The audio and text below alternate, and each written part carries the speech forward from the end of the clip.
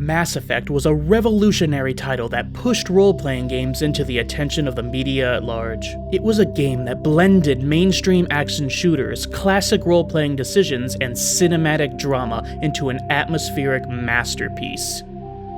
And then it got sold to EA. While this would be a death sentence for most games, Mass Effect 2 is... well, I mean, you can read the title. Technically, if you look at it a certain way, Mass Effect as we knew it kinda did die.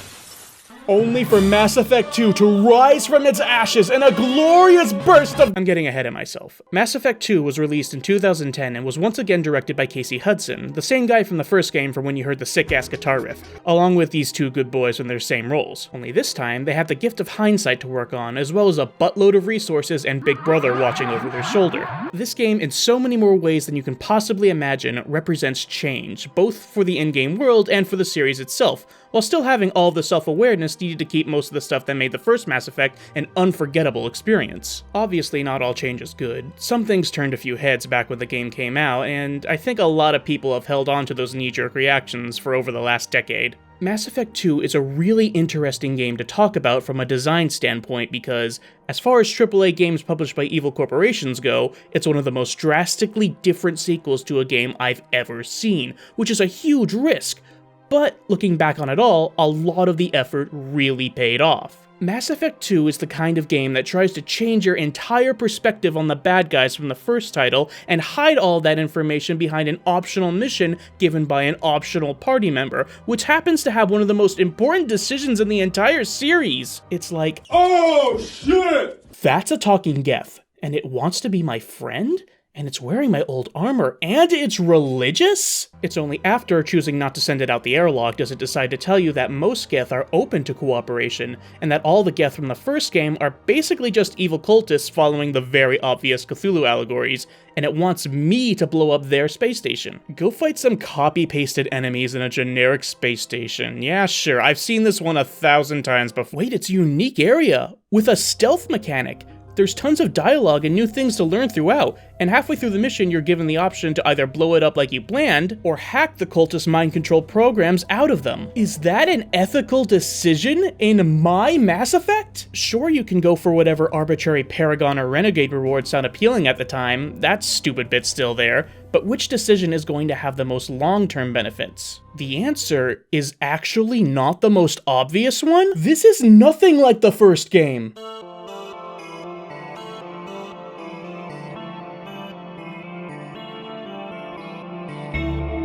I'm going to start off by taking a page out of Shea Frillis' video on Shrek 2, not just because I'm an uncreative hack, but because he really nails down what it takes to make a perfect sequel. Now obviously movies and games are two entirely different beasts, and I'll go into more detail on what makes this game an amazing follow-up in a bit, but as far as the narrative is concerned, you only need to look at Mass Effect 2's main theme to check off everything in this list all at once. And what is Mass Effect 2's main theme? Well, why don't we just get started? Expanding the universe. What is Mass Effect 2's main theme?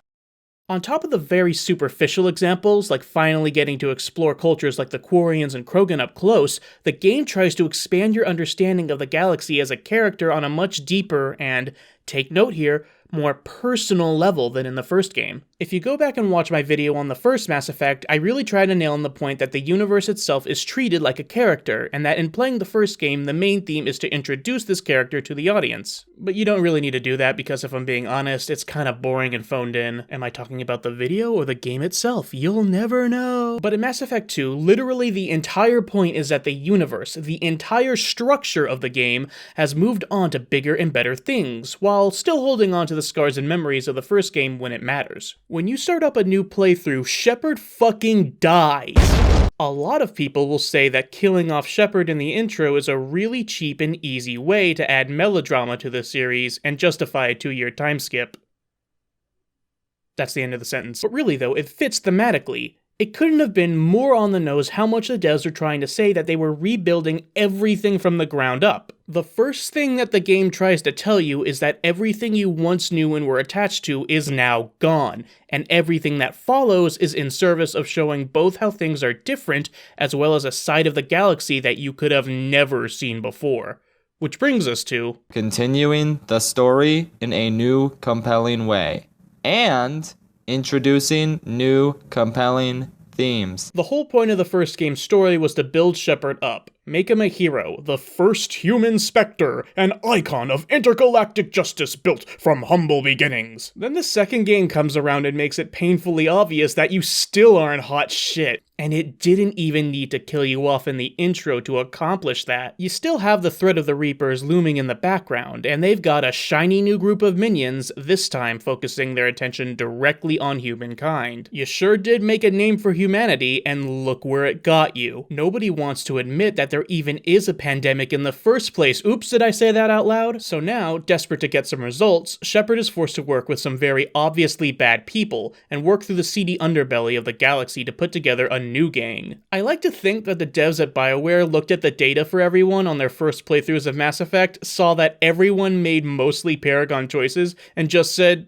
screw it. If you're not going to pick more interesting options, we're just going to force you to work for the bad guys. Not even half of your old crew is able to help you this time around. They've all moved on, thought you were dead, and are dealing with more personal matters. At first, it seems like you have to take on the universe alone, but the reality is that you simply need a different point of view to take on this new challenge. This game drives in the point that only by working together with other people with different strengths and weaknesses can you overcome impossible odds, which gives way to exploring new species and expanding on the ones we already know and love. It's a much more developed and expanded theme of unifying the galaxy one person at a time than the one climactic moment we got at the end of the first game. This point also being a prototype for the main plot of Mass Effect 3, which simply does this at a much bigger, more political scale as the natural conclusion to the overlying theme. Leaving an undeniable impact on the rest of the franchise. Mass Effect 2 is a filler game. Are you sure about that? This is the most smooth-brained 90 IQ take that I have ever heard. I mean, sure, the game really doesn't have the big twist that the first game has. It only introduces all of these fan-favorite new characters, an entirely new and improved gameplay system, some of the most important decisions you can make with immediate and long-lasting consequences, thousands of memes, and the true main antagonist for the rest of the trilogy. But yeah, it's just a filler game. Nothing really important happens. Joking aside, this one is kind of a given when the main theme of the game is exactly to make a big impact on the series through change and development. The reality is that, yes, this title does focus less on the urgency of the Reaper invasion to tell a collection of side stories within the Mass Effect universe with a central through line. And I wouldn't have it any other way. Mass Effect 2 tries to tell a much more intimate, personal story in terms of its scope.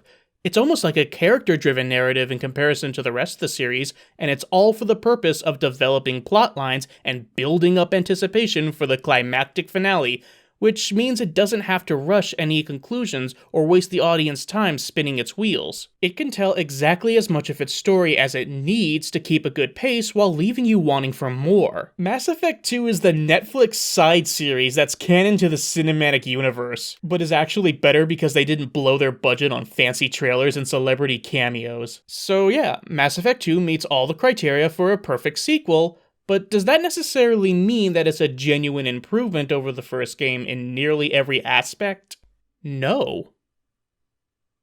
But it is anyway. So in my last video, I said something to the effect of, it's extremely difficult for me to pinpoint exactly which game in the trilogy I could consider my favorite. Well, turns out that was a fucking lie. I really only said it to soften up the Mass Effect 1 apologists. Listen, if you like Mass Effect 1 the most, I can't tell you that you're wrong. I mean, I can, technically, that's kind of the whole point of the video, but I'll be nice and pretend that I'm not. Like, seriously, this is it, Chief. This is the one. For me, this is where Mass Effect finally becomes fun. Note that I didn't say the word good. Mass Effect 1, for all the shit I give, is still a very good game, but it's nothing short of a chore to play. One of the most appealing aspects to Mass Effect 2 is the fact that it fixes so many of the previous game's shortcomings, instead of only focusing on what made the series good to begin with. A lot of very well-received sequels follow a simple mold of being new and improved versions of the original game, which isn't a bad approach by any means. They expand upon the qualities that made the first one great, while taking a very light approach to improving its shortcomings. Usually nothing more than a quality of life fix here and there, and some new toys to play with. They're usually very safe, but still objectively better than their original games in a lot of ways. Yes, even this one. I'll get to it one day. Mass Effect 2, however, takes a huge risk by basically doing the exact opposite. A lot of what people enjoyed about the first game is still there in some form, but every single aspect of the game has either gone through a makeover, been reworked from the ground up, or just thrown out the fucking window into the dumpster like it deserves. There's an air of self-awareness when it comes to the development of Mass Effect 2, and I think it's important to go through each of these aspects one by one just to see how much effort was put into this risky venture. I don't know if you've noticed, but there's a lot of talking in Mass Effect. Mass Effect, like many of the games I tend to enjoy, is a series that's riddled with what I like to call too many nouns disease, an effect of creating a fictional world with so many unique and essential elements to its story that it can get confusing without proper introduction or context. And for me, that's not a problem. I enjoy getting lost in the sauce. But for a lot of people, they might not care as much, and tend to get confused when the game shifts objectives from beating up the robots to ratting on Sammy the Salamander for not paying his taxes. In any given conversation, you can expect somebody to bring up the Reapers. Mass Effect Field. Special task. First contact. Space prayer. It can be a lot to keep track of, so for a very narrative-heavy game like this, having a script that's engaging to the audience is absolutely vital. Mass Effect 1 does a decent job at holding your attention, but every once in a while it can drag on. And when I say drag on, I mean characters really don't develop all that much. They don't get to shine their own personality other than when directly spoken to. A lot of the dialogue is monotonous, and I mean that very literally. There's little room to have some fun with the absurdity of this fantastic world. And unfortunately, that's kind of a side effect of having an entire story dedicated to introducing key elements to your universe. Mass Effect 2, on the other hand, benefits from its themes of expansion and its side story structure by shifting the tone ever so slightly. The heavy melodrama is balanced out with bits of comedic remarks from time to time, and gives you and each of your squad mates plenty of opportunities to butt in, when applicable, to give their 2 cents on the subject at hand. Take your best shot. I was just waiting for you to finish getting dressed. Or does Cerberus really let you whore around in that outfit? I like her. Are we still recruiting? The game rarely ever feels like its comedy is forced, nor does the game take itself too seriously. Every line of dialogue feels natural coming from the character in question, and that's a very delicate balance to uphold. You're literally talking to aliens here, so it's impressive to see how well they emote, how relatable their stories can be, yet still feel distinctly otherworldly in their expressions. Less than a finger deep to sever your spine. You're soft. Solarians, Asari, all soft. Quarians, not so much. Turians, you have to work the blade, I guess. Don't see much point to it, though. Much point.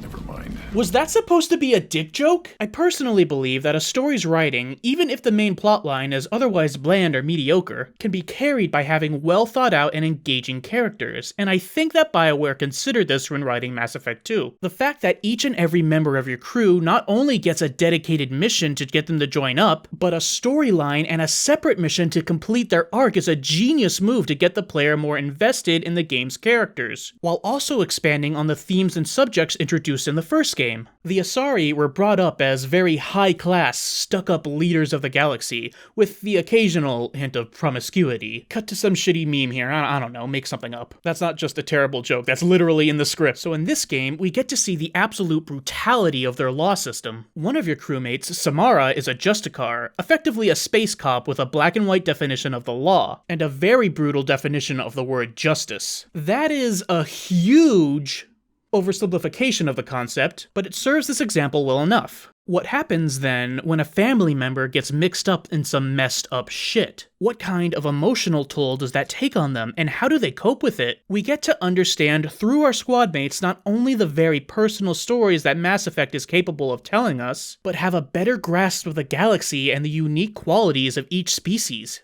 And, to get back on topic, this kind of storytelling wouldn't be interesting or even possible if the writing didn't allow for Samara to be a compelling or unique character in any of her dialogue. Samara is more than just Liara but with guns. She's a complete individual with a totally separate personality, a set of morals and goals, who gets to develop her story over the course of the game and conclude it in a satisfying way. Meanwhile, Ashley and Kaiden are the most shallow characters in the whole series in all 3 games that they're in. Though you wouldn't know it, seeing as their stories always end with one of them turning into a fucking crater.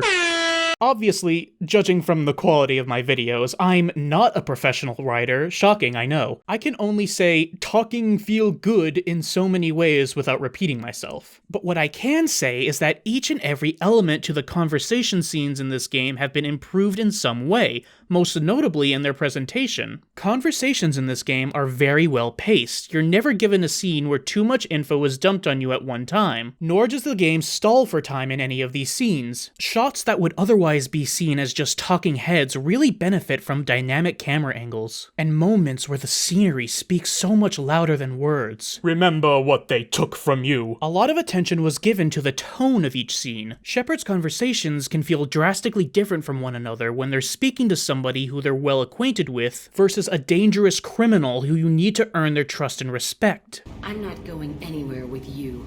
You're Cerberus. I'm offering to be your friend. You don't want to be my enemy. Shepard is good at this. Pay attention. You show up in a Cerberus frigate to take me away somewhere? You think I'm stupid? This ship is going down in flames. I've got the only way out. I'm offering to take you with me. And you're arguing.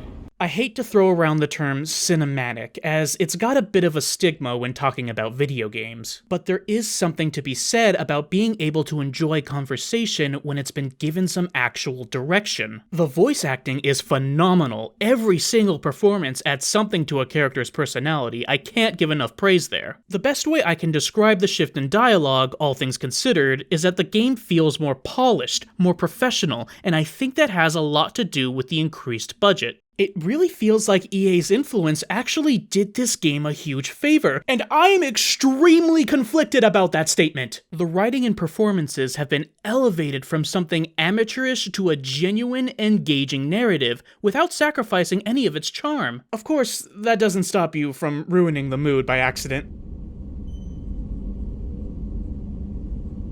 Shepard.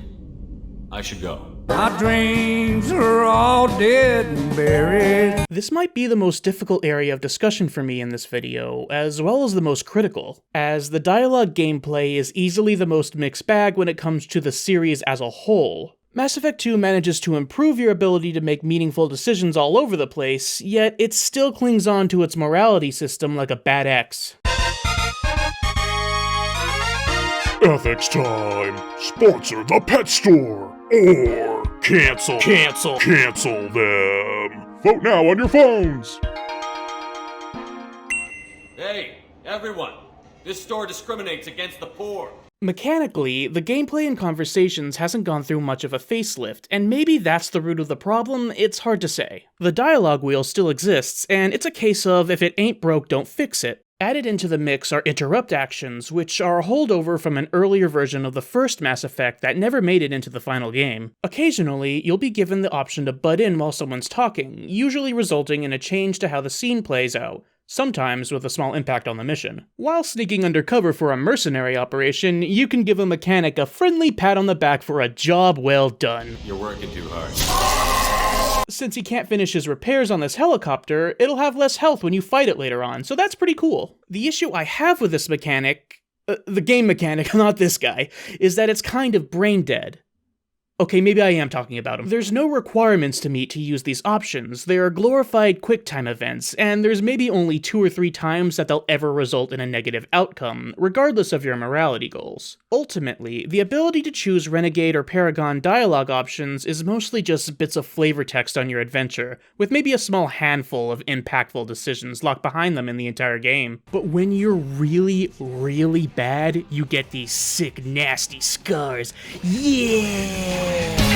Even still, there is also only a few times in the game where you could possibly be missing out on enough reputation to make a choice in the first place, which begs why the mechanic still exists at all. Being able to roleplay is a big deal. I would never suggest taking that part out of the experience. But it still feels like most of these pieces of dialogue are superfluous. Being the galaxy's biggest simp will never significantly impact the outcome of the story. Meanwhile, leaving a ton of innocent civilians to die in a fire won't take away any of your good boy points. It's a system that's designed to allow you to make the best decision in the moment at any time, and there's something good to be said about that. However, and this is something that applies to a lot of games, not just Mass Effect, the temptation to assign an arbitrary good versus evil value to your decisions severely hampers the ability to add consequences to your actions. If there's ever an opportunity to have a Paragon option that will have an impact on the conversation, there always has to be a Renegade option as well, which still progresses the game forward, even if the results are slightly different, because you wouldn't want to make players on the other team feel like they've made the wrong choice. Everyone gets to win. Everyone gets a participation trophy. Yes, even you, baby genocide shepherd. So at that point, you're not really asking players to make a decision, you're asking them what their favorite flavor of ice cream is. It's a restriction that limits the number of situations that you can account for in the game. And I don't think that it's a good fit for a series that prides itself on making decisions that will carry over into future titles. Ironically, once you remove the wool over someone's eyes, a system that was designed with the specific intent to increase replayability actually has the opposite effect. Like shit, when your ethical choices have less impact on the game than fucking Shadow the Hedgehog, you know something's up. Does this mean that Mass Effect 2 is a game where your choices don't matter at all? No, in fact it's quite the opposite. If you take the morality system out of the equation, you still have a lot of meaningful decisions to make over the course of the game, and I think this is where it excels over its predecessor. Early in the game, you recruit a Solarian doctor named Morden. During his loyalty mission, you find out that a long time ago, he and a few of his students were working on a project to modify the Krogan genophage, and adapt it so that the species couldn't evolve past it. There's a ton of moral concerns about what they did, but ultimately, it was the best decision for everyone involved, including the Krogan, even if they'd probably tell you otherwise if they knew. Yeah, ironically, without even asking the player to make any choices, the script manages to raise way more ethical themes when it isn't restricted by a bad game mechanic. Who'da thought? At the end of the mission, you find that one of Morden's students had decided to undo their work, and constructed a foundation for a full cure for the genophage. Deciding whether or not to take him out is your arbitrary good and evil decision, but what happens after is a really interesting choice. What do you decide to do with the plans for a cure? Do you take the opportunity to rectify a horrible mistake, or destroy the evidence for the greater good? What about the upcoming Reaper invasion, and how does that factor into your decision? The galaxy is going to need massive numbers to take them on, but what happens after if we win? Will the Krogan grow to become an even greater threat? What if their massive numbers strain resources to the point of being a liability during the war? And how do they put their huge armor on with those tiny arms? This is just one of the many big choices that Mass Effect 2 introduces, whose outcomes will majorly influence the sequel. There's a ton of factors to consider in these decisions, and while one choice isn't going to decide the fate of the whole galaxy, it lays the groundwork for how these big dilemmas will play out in Mass Effect 3. Anyone could look at one of these big decisions and think that they could come up with the answer that's objectively correct. But the reality is that there are factors which may not be apparent at first, which influence the outcome of the consequences. Hindsight is, of course, 2020, so maybe that's a topic best discussed when we finally get there. Do they have like a pulley system or something? Seriously. I also want to put a little emphasis on the idea that it's not just important to have big decisions with consequences, but to make the player feel like they're making big decisions. Well, what the fuck does that mean? In Mass Effect 1, there's a side quest where you meet the Asari consort on the Citadel. As thanks for helping her out, she gives you a certain reward.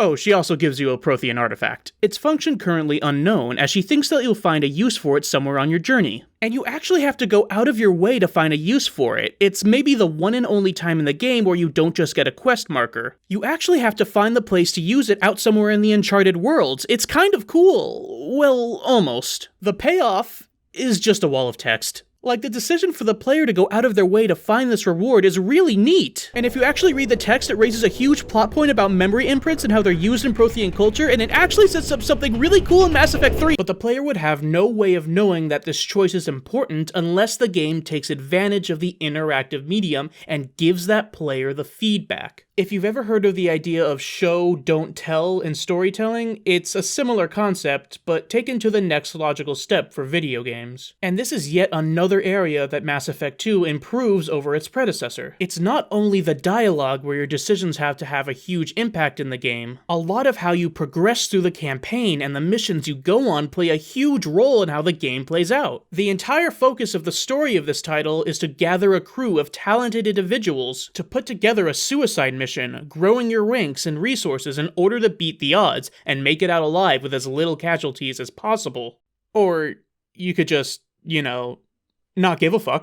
The final assault on the collector base is ultimately something that you have to pull the trigger on. You can rush it in right away and just hold those L's, or take your time and leave a lot of innocent civilians to die while you focus on the survival of your own crew. 90% of this game is, once again, completely non-linear and mostly optional, and I think that's the best way to handle exploration in this type of game. It's a big galaxy, so you should be allowed to take your time, if that's the kind of game you want to play. There's two main differences, however, in how Mass Effect 2 approaches its optional content. Not only do these missions feel like they were properly designed to be unique and interesting, this is important by the way, put a pin on it, we will be coming back to this subject, but also the work that you put into them is actually going towards an end goal. The suicide mission is an incredible piece of game design, not just because it's a great mission on its own, though it is pretty cool. I really want to gush about it because the suicide mission is one of the best levels I've ever played in my life, but because it's a solid piece of foundation on which the rest of the game is designed around. Everything that you do in this game, yes, everything, increases your odds for this one climactic finale. Whether it's the shitty 5% increase to your health from leveling up, or the fact that Jack can put her trust in you enough to not get fucked sideways in the ass while shielding you from seeker swarms. That boring probing minigame that replaces exploring the Uncharted worlds, those rewards go into direct power-ups for you and your crew, as well as upgrades for your ship so you don't get a repeat of the intro. Each one of these research options is something that you have to get from your crew, asking them to provide for the success of the mission, which in turn saves the life of another crewmate during your final assault. Hey, wait a second! Every piece of the game that the player interacts with, the dialogue, the combat, the exploration, weave together into the build-up and execution of the climax, which is what I'm trying to say when I state that not only your decisions, but your actions feel like they carry more weight in this game. Could you imagine investing hundreds of hours into a game and still feel like you've accomplished nothing?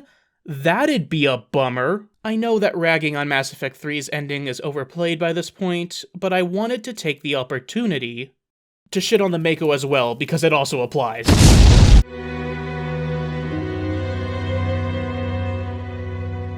One of Mass Effect 2's biggest features is showing you how much the game has changed, both literally and figuratively, through its world building, one of the strongest and most highly praised aspects about the first game. Legion, as I've mentioned before, is one of the many characters throughout the game who takes a familiar aspect about the Mass Effect universe and goes out of its way to break as many expectations you have about it as possible in a believable and natural way. Players will already have been intimately aware of the Geth, after blowing them up in numbers that reach the thousands at this point, but never up until this game have their motives been put into question, save for a line or two of flavor text. Listen, hey, wait, I know you want to kill me, but please hear me out.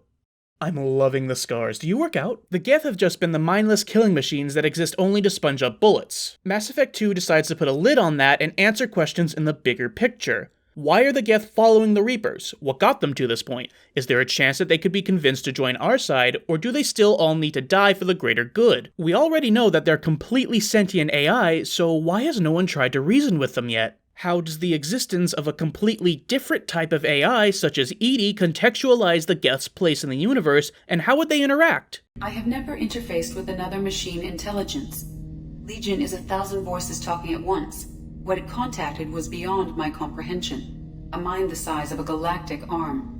How do you maintain stability without other minds to interact with? I manage.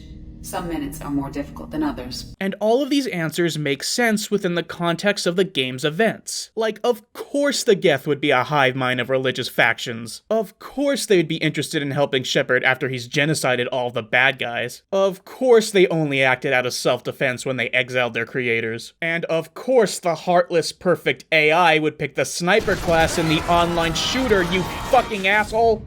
And this is just the tip of the iceberg. Every species, even humans, are way more interesting as a result of this game. More importantly, however, is not just the whole expanding the universe bit that makes this an amazing follow-up, but the way that the world building is presented to you has also seriously improved in this game through its natural blending within the gameplay. What do I mean by that? In the first game, you got all your information through the codex and dialogue. Oh boy, I can talk to this chick for half an hour and get her whole life story, yay. In Mass Effect 2, you still have a lot of that, but 1, the process of doing so is way more interesting and engaging, already covered that one, don't need to get back into it, and B, you actually get to see unique traits about the world and its characters through the gameplay. For example, Grunt is a squad mate who has unique AI where he charges at the enemy and does massive melee damage, something which the Krogan are pretty well known to do. Rex almost had this going for him in the first game with his stats and his skill list, but his AI was scripted the same as any other party member, which means that you have this big hulking mass of destruction hiding away in the corner until you tell the Krogan to do the thing that Krogan are supposed to do. Oh gee, I wonder if there's an overused game analysis term to describe the feeling of the narrative and the gameplay conflicting one another. If there ever was such a term, I would definitely use it here, but oh well, I guess there isn't. Moving on. As a complement to his AI, Grunt's skill list is also one of the most defensively oriented ones in the game, so that he doesn't get instantly destroyed when he moves out of cover. And to be absolutely clear, this makes sense, seeing as Krogans are the galaxy's natural tanks. Even then, his only active ability is Concussive Shot, which as an all-around utility tool is still somewhat useful. Grunt isn't fantastic by any means. In fact, he's one of the worst party members in higher difficulties, since the enemies shred you to bits anyways, but he's still memorable because of this unique quirk. Another, more impressive example would be the game's ammo system, and I know this is where a lot of people initially had a lot of issues with Mass Effect 2's changes to the lore. Now, I know what you're thinking, is this guy seriously about to defend thermal clips, one of the biggest laughingstocks in the Mass Effect community? And to that I say, yeah, kind of, but really they make a lot of sense on so many different layers. Hey, what are you doing? Wait, stop, no! A little bit of background history. Weapons in Mass Effect, even after the changes in this game, technically don't use ammo. Each gun has a small iron slug embedded within, which shaves off a few particles and accelerates them to near light speed, using similar technology to mass relays. As a byproduct of this process, a lot of heat gets generated within the weapon, which led to the system in the first game where weapons would build up heat and have to cool them down if you fired too much, but you never had to reload. For Mass Effect 2 and onward, a gameplay system was introduced to mimic the feeling of reloading in the form of thermal clips, which were cheaper, more disposable heat vents universal to all weapons. Weapons are now designed to fire much faster for much longer individual bursts, on top of having shorter downtime in between them. But the heat sinks can't dispose their temperature as quickly as before and need to be replaced. In a world of space magic, regenerating shields, and actual healing factors, every second counts in a firefight, and a system that encourages longer, stronger bursts of fire is going to be more effective,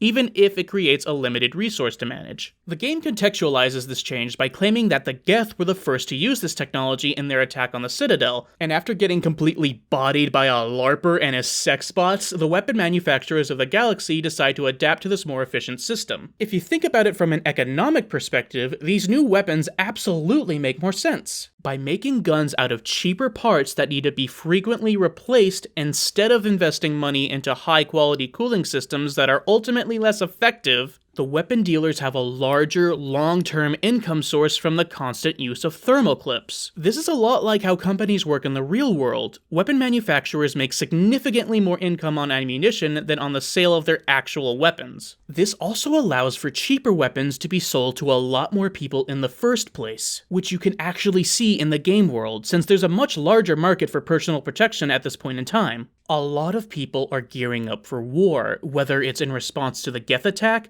the increasing prevalence of private mercenary groups in a lawless section of the galaxy, the gangs on Omega, the Quarians and their building tension with the Geth, or even mankind, who's increasingly having to deal with the Collectors abducting human colonies. Changes to the actual gameplay mechanics are tonally consistent with the growing tensions in the galaxy. It's really genius when you think about it. Oh, but boo-hoo, my cool sci-fi gun got turned into a generic Call of Duty clone. And yes, it does lose a lot of that unique charm, I fully admit that, but there's a reason why these shooter systems work so well and have stood the test of time. Waiting around for weapons to cool down is just plain boring. No amount of mods or upgrades to put bandages on the problem is gonna fix the fact that the system is inherently flawed, while managing rounds and carefully timing reloads make for more fluid and engaging moment-to-moment combat. It also allows for one of the most badass scenes in the entire trilogy, so its inclusion is justified on that alone. Try, you son of a bitch.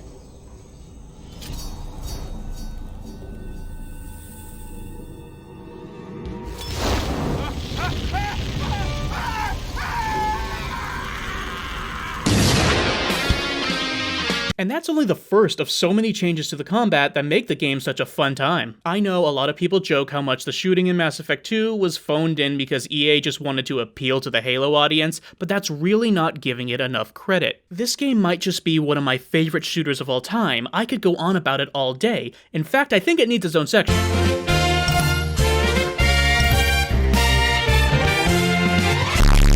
I think the biggest reason that Mass Effect 2's combat is so compelling is the fact that it, much more than anything else I've talked about already, is the result of BioWare's direct response to criticisms of the first game. Combat in Mass Effect was mocked because, well, it all felt the same. Just take a look at it. All these interesting and different aliens, but they all fought the same way. Look at all the cool powers you can get by picking Adept. Oops, all crowd control. Most of your squad did the same thing, and half of the classes were just hybrid options with no unique abilities. Deja vu. I've just been in this place before, and seeing your weapon overheat only gets old the first time it happens. All of it felt kind of boring after a while, especially when the combat really just boiled down to flinging all your powers at the opponent and hoping your shit stinks worse than theirs. So the devs took all this feedback and said, fine, you want a little more excitement? How's this for exciting?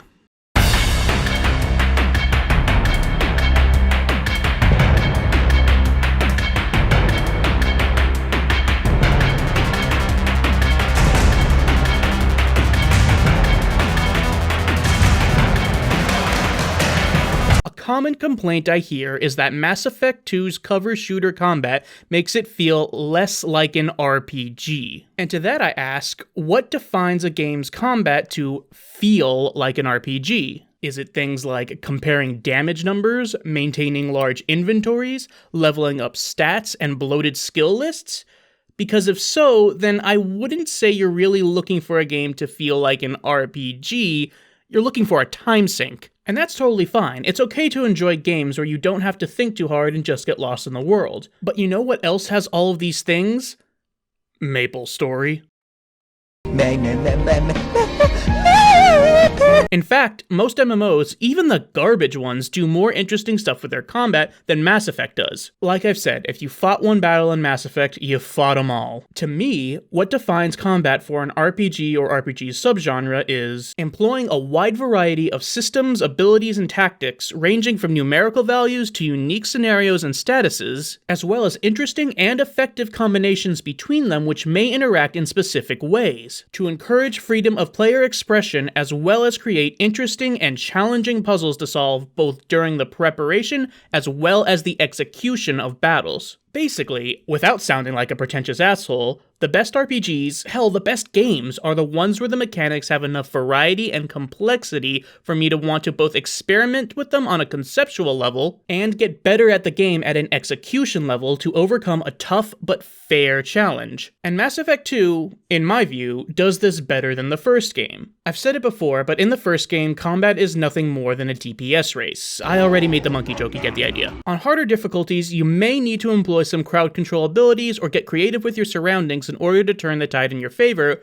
but that's the ceiling of challenge in the game. You could basically get the job done with any loadout in any team so long as you are leveling up and upgrading your gear periodically. Mass Effect 2 has so many more factors to consider in every single encounter, and when you find that one strategy is not going to carry you through the whole game, you're going to have to learn how the mechanics work in tandem with one another and not make the same mistake in the future. The game teaches you how to adjust your playstyle and strategy based on what opponents you're facing, finding their weakness, and exploiting it. You know, kind of like an RPG. It's not just the improved gunplay that factors into this, but yes, that is a big deal worth talking about. On top of the reloading mechanics I've already mentioned, shooting in Mass Effect 2 has been reimagined in terms of variety and player feedback. First off, while classes still have specific weapons that they specialize in, your actual proficiency with them is mostly consistent throughout the whole game, save for a few damage upgrades you can unlock along the way. You no longer need to dump points into an arbitrary pistol skill to actually use the damn things. Your success in combat is more determined by your actual fucking skill. Some players might be sad to find that they will never again accidentally swap to their default assault rifle and be forced to spend 10 minutes swapping back to a weapon they can actually use. Alas, some sacrifices must be made in the name of progress. In order to facilitate player skill and make shooting more engaging, Mass Effect 2 does the genius move and gives you more stuff to shoot at for different results. In the first game, an enemy hitbox was just that, a single solitary blob. They might as well have just been moving targets. In the second game, enemies have distinct hitboxes and respond to them accordingly. Getting rushed down by a group of mechs? Shoot their legs off and slow them down. Headshots are an actual thing now, and all of this rewards the player for making micro decisions in the middle of battle and having the pinpoint accuracy to make them happen.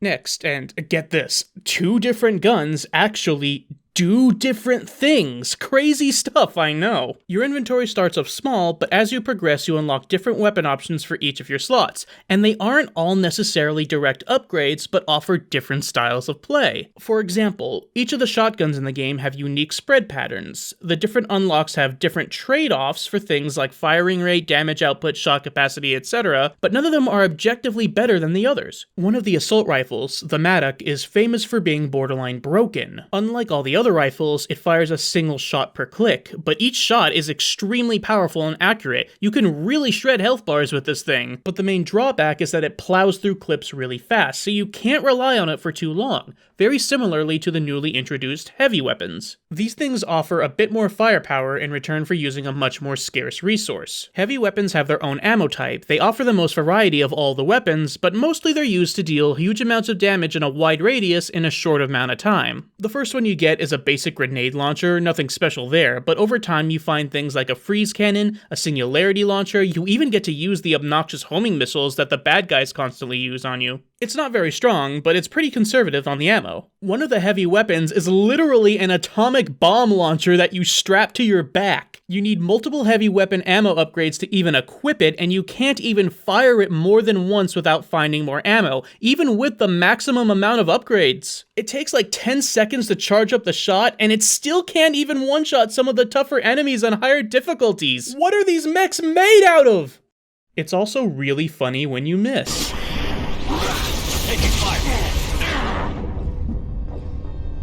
Half the Citadel is getting radiation poisoning. Here's a fancy game design term for you. Horizontal progression. Vertical progression is just the numbers going up, seeing the player become more powerful without having to learn a new skill or adjust their performance, usually given as a small reward to make repetitive tasks go by faster. Mass Effect 1 has a lot of this, and so does the second game in some areas. You still level up, invest points in skills, upgrades, etc., but what Mass Effect 2 excels at is horizontal progression. Horizontal progression means giving the player a new avenue of gameplay to explore, more options, more tools for different situations, which, in my opinion, is a much more meaningful reward. And when you look at the bigger picture, the entire game is a series of horizontal progression. Your literal objective in Mass Effect 2 is to build up a crew of squad mates, each and every one of them offering something new to the flow of combat. There are 13 potential party members to unlock in this game, more than double that of the first, and every single one opens up the floodgates to a potential new playstyle to complement your build. In order to balance that out, the decision to lower the skill lists of your party members and put them on global cooldowns was made with this design method in mind. Each skill, on an individual level, is more impactful in this game than in the first one, so being able to span them out would be unfair. It should be noted, however, that each member of your squad has their own individual cooldown, meaning that you can still use powers in combination with one another, but you have to consider which skills are on which person at all times. If you want to prime up a biotic explosion with pull, you'll need to have a separate party member using warp. In practice, your party members are really just extensions of your own skill list. Even if the AI is incompetent and you're really just controlling them manually, this means that you are so much more dependent on your squad mates in this journey, which is a really nice piece of cohesion between the gameplay and the narrative theme. This dependency leads to a very interesting dynamic where if you allow a squad mate to die in battle, a third of your options in combat are cut off from you, unless you take the time to heal them up. In Mass Effect 1, this was technically still true, but much less of a deal because you could still spam out your own powers, including the ability to revive them, so what's the fucking point? On top of that, even with the smaller number of squad mates, a lot of them kind of blended together due to their bloated skill lists. Speaking honestly, was there really that big of a difference between Garrus and Tali, other than one having more health and the other more power damage? This time, Garrus is completely different while still being one of the most useful squad mates, with a skill list that focuses on stripping down defenses with overload or finishing off weak foes with concussive shot. And Tali, well, she's still a good friend. Not to mention the fact that last time, you unlocked all of them other than Liara at the beginning of the game. It bears repeating that everything you do in Mass Effect 2 rewards you with new options to try out on top of the usual stat buffs. Even the loyalty missions all unlock new, unique skills that no other squad mate has. I've already mentioned the weapon system, which is also a part of this design philosophy, but the whole point is that almost everything you can unlock in this game gives the player a more meaningful choice to make before and during battle, which is another important thing to talk about. Let's start with what you need to know when distributing stats and deciding which team to roll with. Gearing up for battle goes beyond simply considering your playstyle. You also have to think about the opponents you're going up against when that knowledge is given, which sometimes is and sometimes is not the case. And this, in my opinion, is the biggest factor for me as to why Mass Effect 2's combat is so memorable. It's all thanks to a system that, in an absolutely brilliant move, takes the idea of using otherwise boring, generic, repeated humanoid enemies and puts just enough of a spin on it to completely shake up the combat formula. I'm not kidding here. The armor system in Mass Effect 2 is the foundation on which all of these gameplay changes flow together to make one of the greatest shooters of all time. Now, I bet you're thinking to yourself, well, he can't just say that. That's quite a stretch, don't you think? And my response is fuck you, this is my video. Enemy health in Mass Effect 2 works in two different phases. There's regular health, and then usually an outer layer consisting of armor, shields, or barriers. Some of the tougher enemies will have two layers of outer protection, but what separates these phases is the idea that crowd control effects, such as biotic skills, as well as knockback from things like concussive shot, melee attacks, and shotguns, will have little to no effect on an enemy with any of these three health types remaining. However, weapons and skills that deal direct damage will usually have damage multipliers based on what health type they're being used on. The Tempest SMG, for example, deals extra damage to shields and barriers compared to its weak effect on armor, where the Locust deals even damage to all three types. As for skills, Overload works very well against shields, as well as having bonus effects when used on Mech and Geth when they're in their red health. Incinerate, as well as using incendiary ammo on your weapon, deals massive damage to armor, and when used on organic enemies in red health, sets them on fire, causing them to panic for a few seconds and have their health lower over time. Warp is a very powerful skill that deals bonus damage to armor and barriers, and when used on an enemy affected by a biotic crowd control skill, sets off a biotic explosion for massive area of effect damage. Do you commit to gearing up for dealing with armored foes, or do you go for a balanced setup that lets you deal with every health type? Do you have enough crowd control skills to deal with enemies that like to swarm you and get up close? What about Shepard themselves? You usually have enough variety to take on at least a few of these considerations, but sometimes you need to factor in areas that Shepard has a tough time dealing with. A Vanguard, for example, has a lot of crowd control potential and loves to get up close and personal,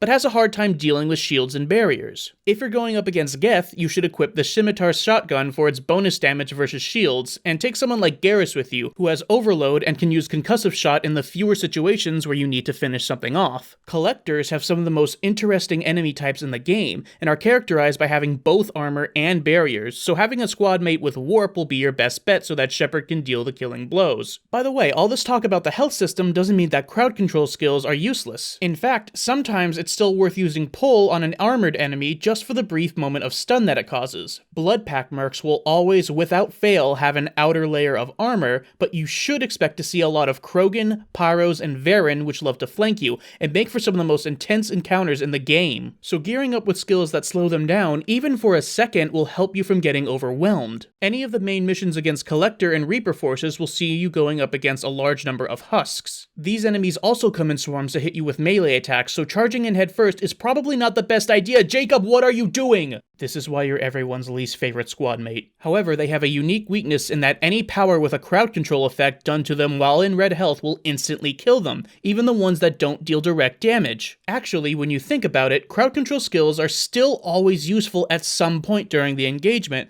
but the fact that you have to work for them means that you have to make a meaningful decision at every step of the way. It's easy to complain about biotics, by far the most fun and interesting mechanic in the first game, getting nerfed in the sequel, but this too was done to a point. Being able to fling about the ragdolls is now a reward for thoughtful and skilled play, and you can still combine powers in interesting ways. If you get an enemy up in the air with polar singularity, on top of being able to use warp for a biotic explosion like I mentioned before, using a skill like throw or concussive shot will blast them even further and deal extra damage. This game also really encourages the reward factor for these abilities through giving you more potential for environmental kills, and this is really emphasized by the excellent environment design. The fact alone that every single mission in the game uses a unique map is reason enough to compliment Mass Effect 2. But aside from the obvious break in immersion from seeing waist-high walls in every room in the galaxy, I have nothing but praise for the level design as well. Every engagement in the game is thoughtfully planned out to offer a unique scenario. The recruitment mission for Grunt has catwalks and caverns with tons of opportunities to throw enemies off the cliffs. The mission for Thane as well sees you climbing up a tall tower under construction, and ends on a narrow bridge which funnels you in. Embrace that, Eternity, you fucking bitch! The final segment on the mission on the Collector ship has you facing a lot of husks in a long corridor. It can get very tense as they slowly throw more and more numbers at you faster than you can take them down, and eventually gang up on you. However, the long and narrow design of the area means that the move Shockwave really shines here, as otherwise it's probably one of the weaker skills in the game. Not useless, but definitely made to fit a narrow niche which this engagement fits perfectly. The final segment of Haystrom has you fighting a Geth Colossus. You're given an overview of the arena in a conversation before the fight, so you can make a battle plan accordingly. The left path has you exposed to an environmental hazard, but shields you from the boss. The right path is the longest one, meaning that you'll have to fight the most Geth troops, but you'll be mostly safe from the hazard. The middle path has lots of cover, but you'll be flanked from both sides and be constantly barraged by the Colossus. Each path has something to offer for different team builds and playstyles. Side note, this fight is also a really good example of how a bad team comp can really punish you. I took Mordin and Grunt on this mission because I've never done so before, nothing in either of their kits are suited for fighting Geth, and I want to see if they had any interesting responses in their dialogue for this mission. They didn't. And I died in this fight like 12 times. On top of this, you have things like destructible environments and explosive canisters periodically placed in most missions to open up your options in a sticky situation. Early on in the game, when your damage output is a bit low, you'll have to get creative to take on some of the slow, strong, and tanky bosses like Ymir mechs and Collector Praetors. You can't just hide around in the same piece of cover the whole time, as they'll slowly close in on you, so you need to have a good sense of spatial awareness in order to keep the pressure on while backing off periodically. There's like 5 whole guys there. This was a terrible mistake. With all of this in mind, I'd like to go over a specific example and show you how many split-second decisions are made at every step of the fight. I'm just going to show you a single screenshot and point out every variable going on, what the pros and cons are for every choice that I have in this one moment in time. Right here.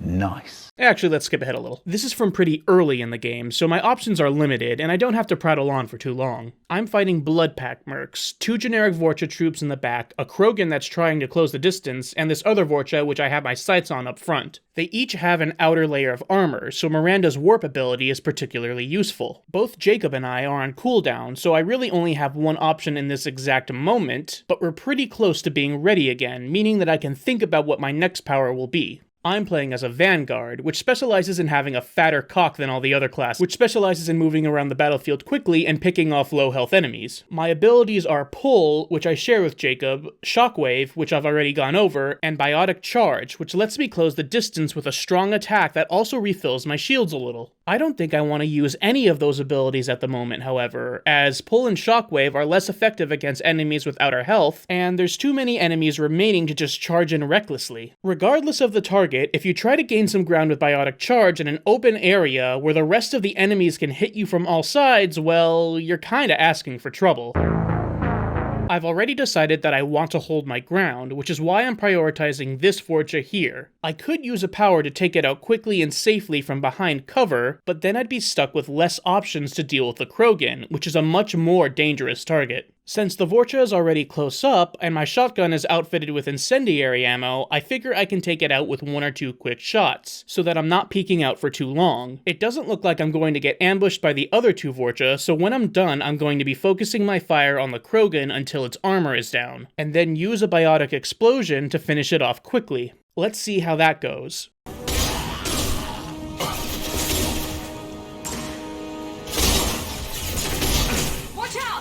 Coming our way!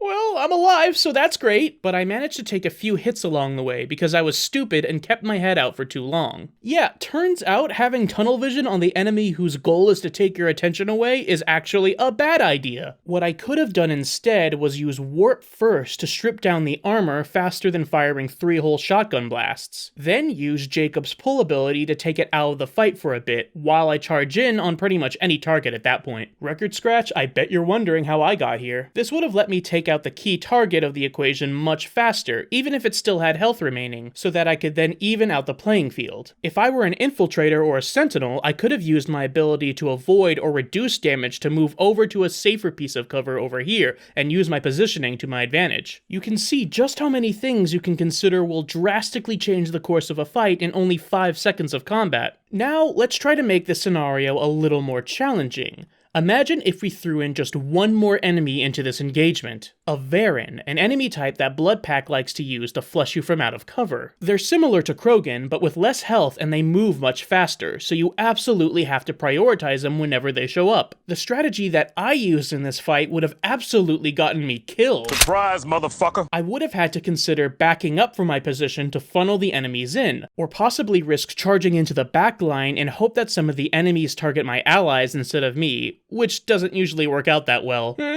But yeah, obviously if you just add more enemies to the fight, of course you're going to get overwhelmed. That doesn't really prove anything. Well, surprise, there actually are Varen in this encounter, but you fight them earlier on. This is actually the tutorial fight for this enemy type. The Varen close in on you first so that you only have to deal with them before the Vorcha and Krogan start flooding the arena. Imagine what would happen if they had called the Varen in for backup once some of the other enemies had died and you were in much closer quarters. In this what-if scenario, all I had to do was just use the pre-existing enemies, change the order of their appearance, and let the great level design speak for itself if I wanted to make a more difficult fight. A lesser video game would just up the numbers so that the enemies would kill you in one hit, or copy and paste 50 of them in the same room. Enemies everywhere! There you go. Have fun! I should point out that in this game, in all the Mass Effect games, you can still use the power wheel and take your time during these fights, and I do encourage you to do so if you're still new to it. Or if you're feeling like a mean motherfucker, you can choose not to and add on another layer of challenge to the game. What I think is really great about this combat system is that, once you've mastered all the mechanics, when everything flows just right, It's way more fun and rewarding to take the training wheels off, to get lost in the zone, and let the game take over. I can probably assume that all my rambling has made Mass Effect 2's combat appear way more convoluted than it actually is. After you get down and dirty in playing it for yourself, however, it becomes way less mental arithmetic and much more muscle memory. And that's the really good shit. No interruptions, no pace breakers, and no lazy bullshit. Just your skill against the machine, and it's pure, unadulterated fun.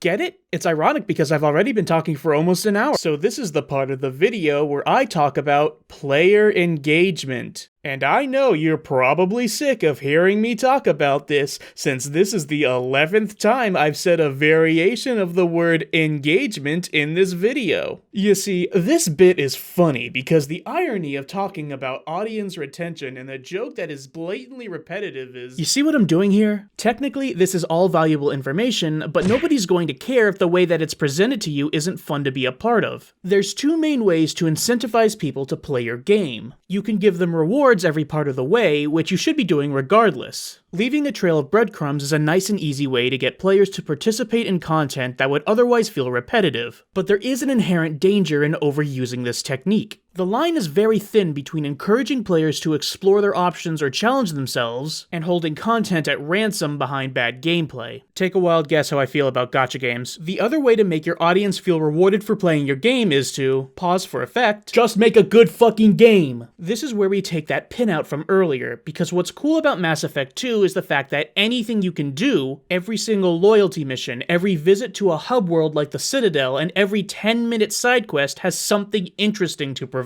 In fact, I'm going to use this opportunity to talk at length about the N7 missions, since I've already covered most of what I want to say about the main objectives and loyalty missions anyway. And I hope to no one's surprise, Mass Effect 2 wins out in this category as well. No more driving around the same auto-generated planets for hours on end and being told to go find the fun part of the game. Yeah, here's a quest marker and a migraine on wheels, go knock yourself out. No gunning down a small army of mercs for a random loot crate that probably doesn't have anything more valuable than what you can buy off the Spectre store on the Citadel. No more listening to the same sob story about an Alliance experiment going foobar for the 10th time, ending with Shepard either killing the bad guy or putting them in jail with no lasting consequences. No more... Have I made myself clear yet? I cannot emphasize enough how much I appreciate the fact that there's not a single recycled room in the game. Every mission, even the small ones, are all completely unique. Sure, not all of them are winners this time around, but at least they mix up the pace. Some of them are legitimately intriguing pieces of sci-fi storytelling, and a lot of them keep up the same great design standard that makes exploring and fighting in the normal missions so much fun. Environmental storytelling, enemies that don't appear anywhere else, side quest change, experimental game mechanics. This is how you make optional content, not by making stuff that you can skip if you don't want to do it, but by making content which you're missing out if you do. This is one of the things I adore most about my favorite games. I don't need any prizes or fancy new items. As long as it feels inherently fun to do, and it at least tries to do something different, just give me all of the extra content in the world. Bonus points if I get to bring my friends along for the ride. Sometimes foreshadowing is relatively obvious. As for the missions themselves, one of the examples everyone likes to bring up is the horror level with the rogue AI, and for good reason. There's no enemies here, just a series of rooms with puzzles to solve. The whole time, this messed up voice trying to fuck with you. The living area doors have been closed to quarantine a threat to this station. Advise intruders to engage self-destruct procedures to avoid death by starvation.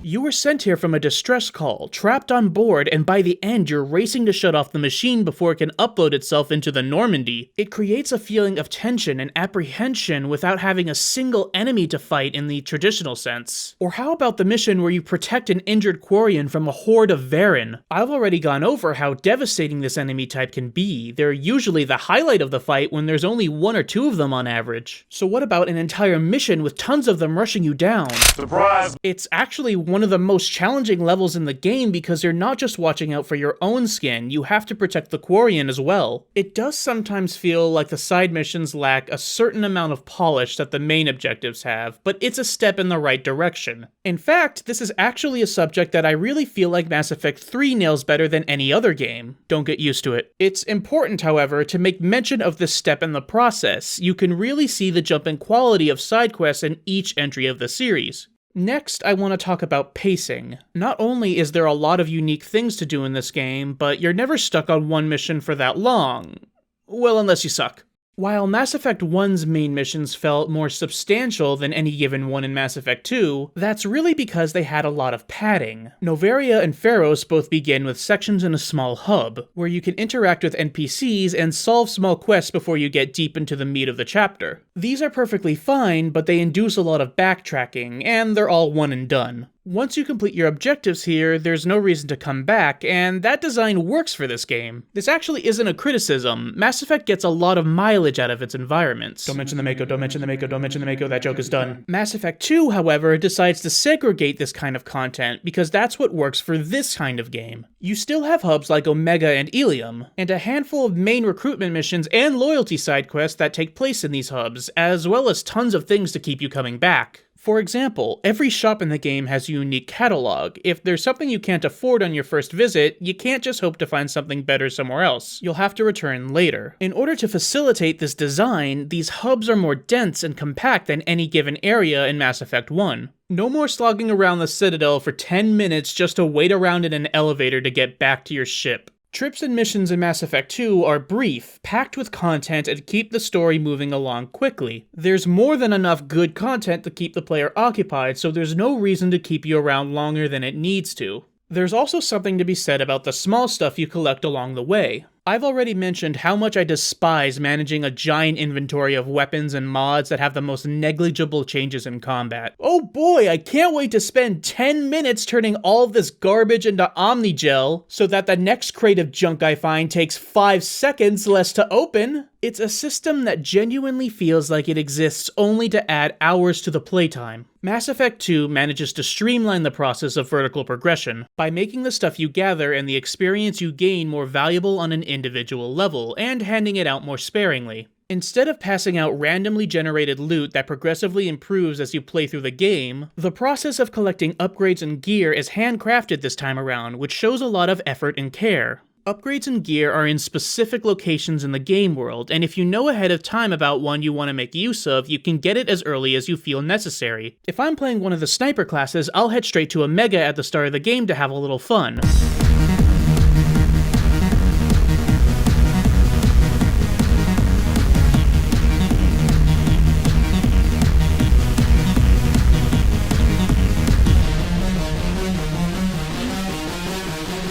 Oh, and I guess I'll get a rifle upgrade and the headshot visor, whatever. Not only do you have less skills to level up this time around, but each one only has 4 stages, with more level up points needed to progress through each stage. As such, each individual level you invest is a significant and noticeable change, which all ties back into my point about gameplay decisions being more meaningful in this game.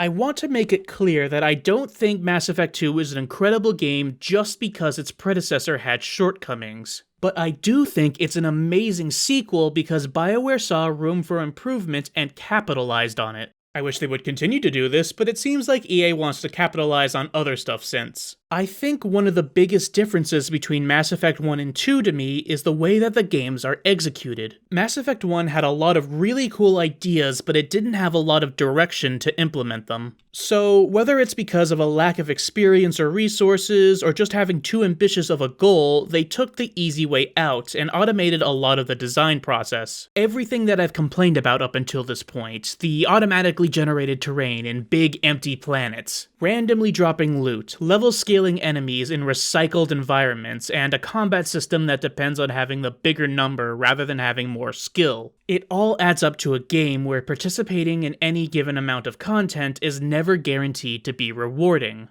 either to play or in terms of the actual tangible rewards. It's a game that I feel obligated to play because of what it does right, and believe me, I do still like this game, but I dread replaying it because of these shortcomings. And I think BioWare felt the same way, because they heard the feedback, they heard the complaints, and they said, you know what? You're right.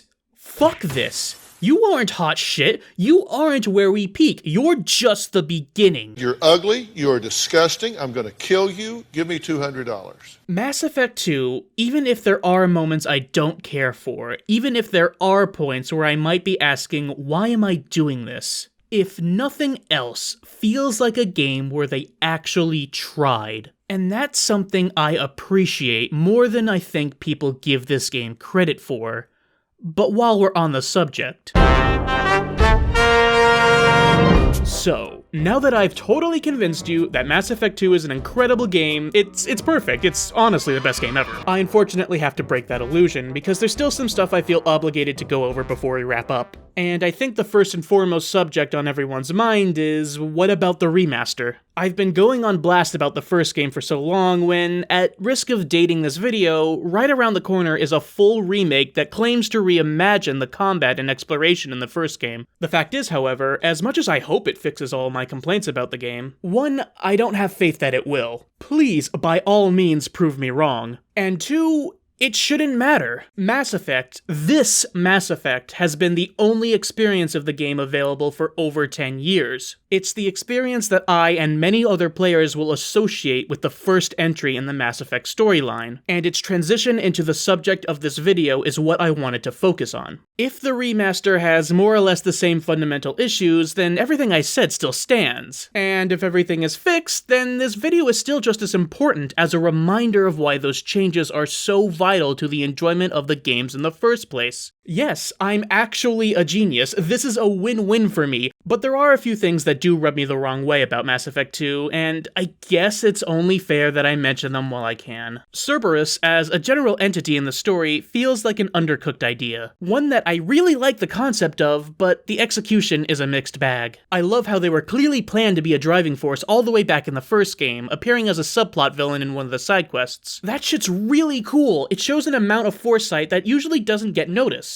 They really get to be properly introduced here, and they make no illusions about how much of an antagonistic force they'll become by the end of the story. We only work together because we happen to have aligned goals, and there's a small amount of obligation at least to hear them out, since they did, you know, raise you from the fucking dead. I think Cerberus serves a key purpose in being a faced villain. Someone who can emote, relate, and the audience can understand, as opposed to the Reapers as an unknowable, faceless evil. But I don't think that they get the development that they need to be a compelling villain. And by they, I really mean him, the elusive man. Yes, that's his actual canonical name. It's as stupid as it sounds. He comes off as a comic book-ass, cigar-smoking, whiskey-swirling supervillain, which is very jarring in the setting, but that itself is not the problem. It's in the name itself. He exists to pose yet another mystery where one wasn't needed. Yes, I'm aware that he gets a name and a backstory in one of the supplemental comics, but I think that proves my point. Also, Jesus Christ, dude, it's very obvious that he exists in place of Saren, who by all accounts probably would have been a better fit for a series main antagonist, one that Shepard could understand and come to terms with as a fellow Spectre, and at the very least he could have served as a better series of final boss fights than what we end up with. But unfortunately he was killed off in the first game. Yet, in the two conversations we have with him, Saren manages to be a more compelling character than the elusive man achieves in 2 whole games worth of development. Even if I don't agree with his methods or purpose, I understand why Saren thinks that he's right. Part of me wants to save this criticism for Mass Effect 3, since that's where most of the issue lies, but this is the game where Cerberus has the biggest spotlight, so I think it's important to address it now. The elusive man comes off as a villain who thinks that his best interests and the interests of the world at large are always the same. There's no real decision or dilemma in his thought process, no sacrifices being made, though he would stand to convince you otherwise. Even if the issue is, in actuality, a little more complicated, this guy's driving force is presented as nothing more than greed and ambition going too far, and I think that he, and Cerberus as a whole, had a lot more potential for thought-provoking motivations. He's meant to embody the best and worst traits of sentient life. The ability to control, the ability to create, and the ability to destroy.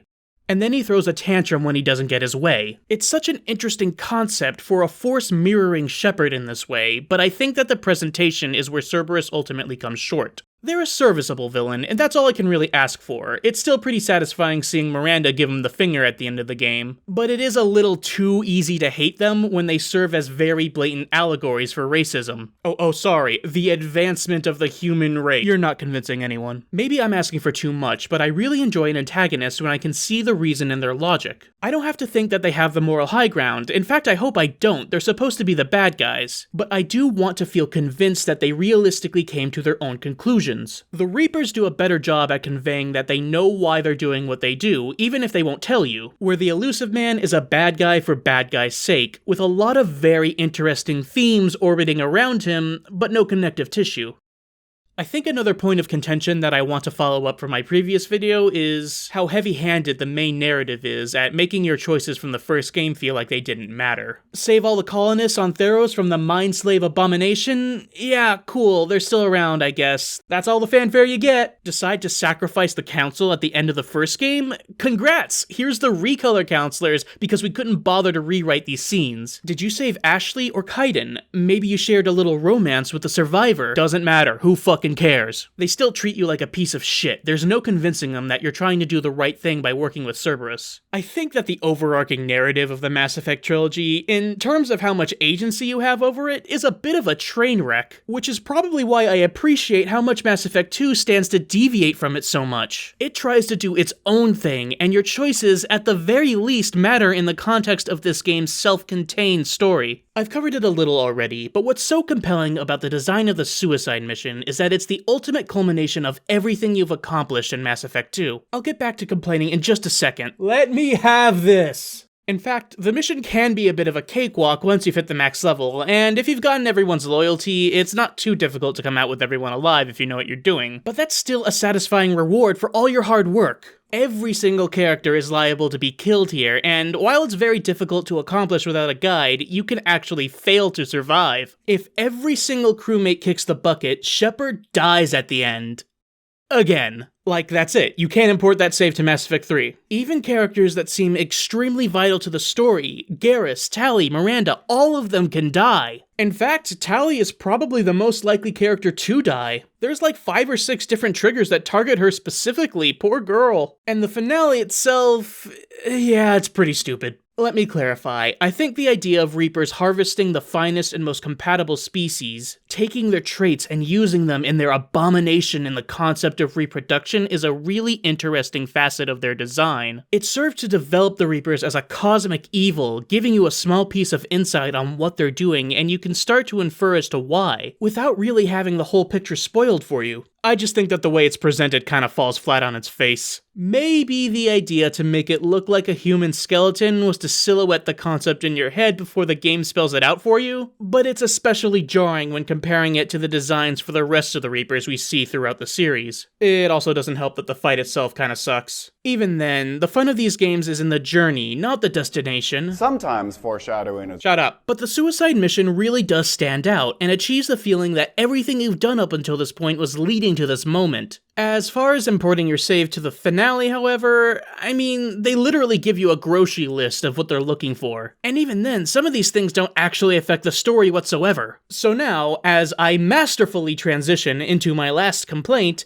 let's talk about the transition itself. From Mass Effect 2 to 3. I'll save a little bit of this for my next video, but it's a huge case of whiplash, in terms of where we are in the timeline of the story, as well as one of the biggest focal points of the story itself. In Mass Effect 2, the major theme of the game was to develop the galaxy. Everything got a chance for the audience to get emotionally invested in, the characters, the worlds they lived in, the organizations, their species as a whole, everything. Except Shepard themselves. Shepard is a great avatar character because you get to roleplay and make meaningful choices in this body, and they have a distinct, memorable, yet inoffensive personality.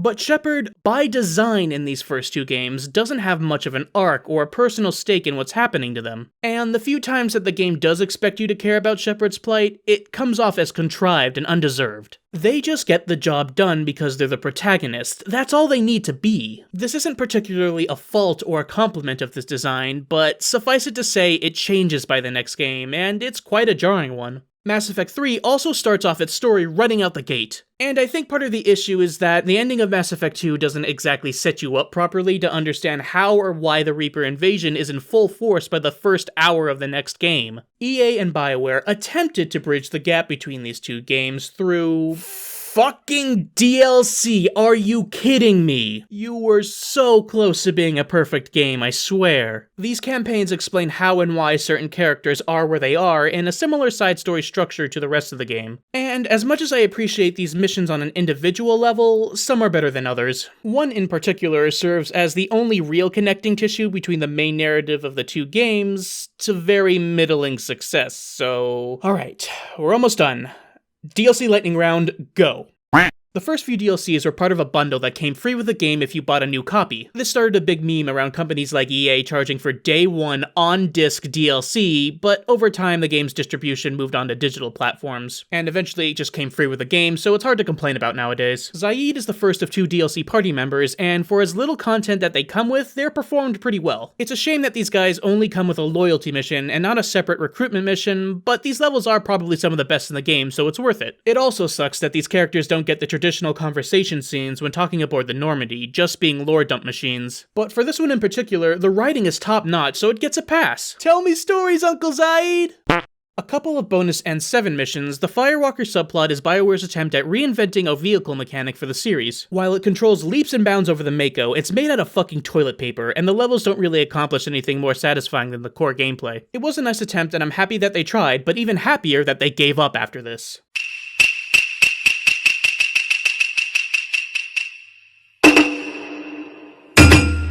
One of the best missions in the game, with amazing callbacks and little moments like the statue of Saren staring you down. Kasumi may not be the most amazing or interesting character in the series, but she did grow on me over time, and nothing offered here is anything you should pass up.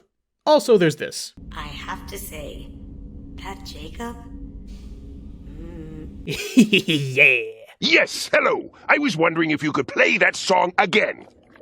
Which one, man? The one that goes... Probably the weakest DLC campaign. It's pretty lengthy, and if you want an excuse to use Tally or Legion one more time against robotic enemies, this one's for you. It has no bearing whatsoever on the overarching plot, and it doesn't really have any big payoffs on Mass Effect 3 either, so only pick it up if you're desperate for more content.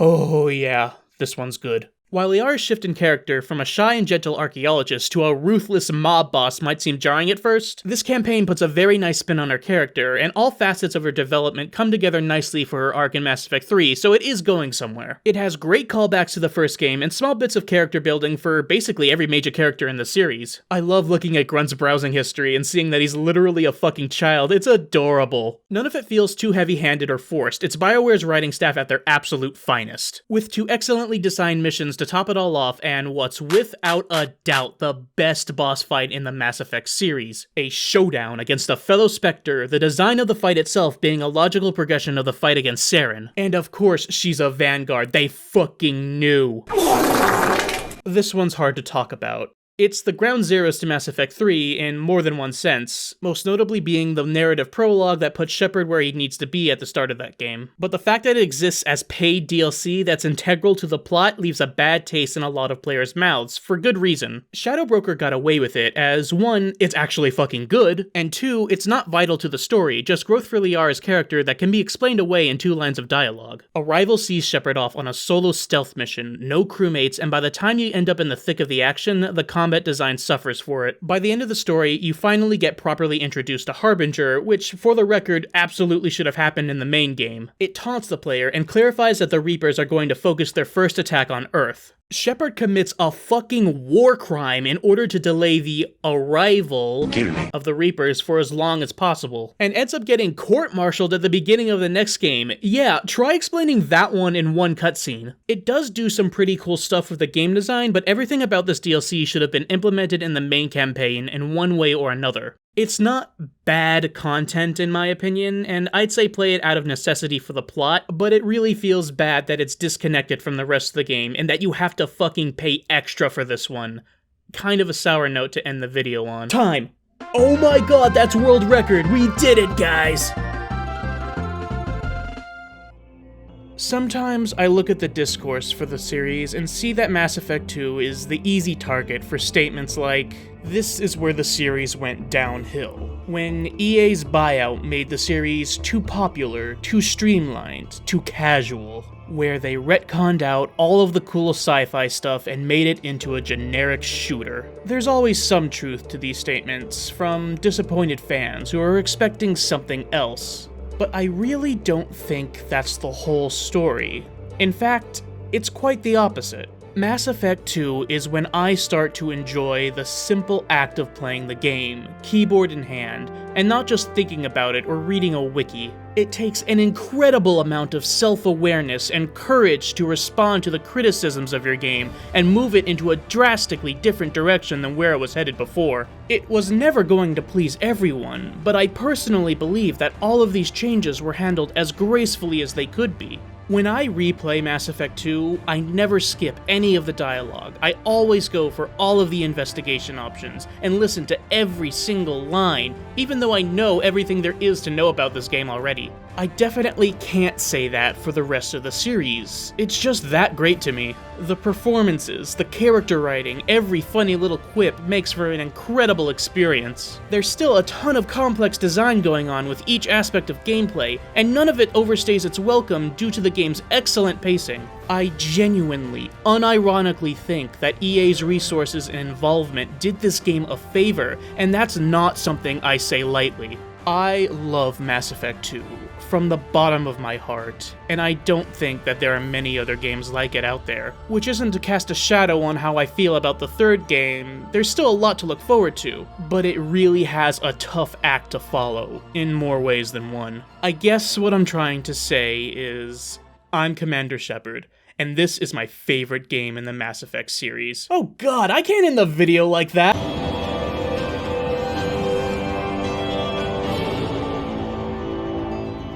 Wow, just wow. This was an incredible experience to make. I really cannot tell you how much I love doing these videos. No sponsors or Patreon or anything like that to chill out, though if that ever changes, that stuff will be down in the description. Mass Effect 3's video is already in the works, but it's probably going to take quite a while to come out, so if you do want the best chance of it being visible to you, I highly suggest hitting that subscribe button. Other than that, all I really have to say is thank you. Thank you for making it this far. I can only assume that something that I've said has resonated with you, and if so, I'd love to know what that is. Who knows, maybe if I see something particularly interesting in the comments, I'll have something to bounce off of in the next video. In any case, thank you again for watching, and I'll see you in the next one.